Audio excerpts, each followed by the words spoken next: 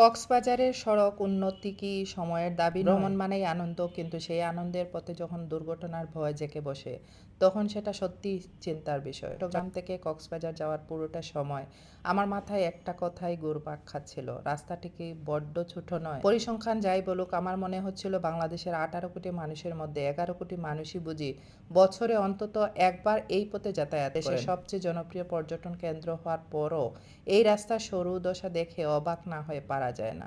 এত বিপুল সংখ্যক মানুষের চাপ নেওয়ার মতো সক্ষমতা এই সড়কের আছে কি আদৌ? যাওয়া আসার পথে বেশ কয়েকটা দুর্ঘটনার বীভৎস দৃশ্য চোখে পড়লো, মনটা মুহূর্তেই খারাপ হয়ে গেল। কারো কারো শখের ভ্রমণ এভাবেই বিষাদে পরিণত হচ্ছে শুধুমাত্র রাস্তার বেহাল দশা কিংবা অপরিকল্পিত যাতায়াত ব্যবস্থার কারণে। দেশের প্রধান পর্যটক নগরীর যাতায়াত পথ কেন এখনও এত ঝুঁকিপূর্ণ থাকবে? সিলেটের রাস্তাটাই যেমন মনে করেন।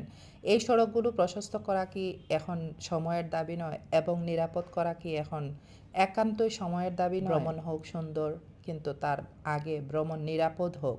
নিরাপদ সড়ক আমাদের সবার অধিকার হোক। আজকের এই ব্লগটি ছিল পুরো আমার কক্সবাজারের জার্নি নিয়ে। ভালো কাটুক সবার জীবন, আর কর্তৃপক্ষের দৃষ্টি আকর্ষণ করছি।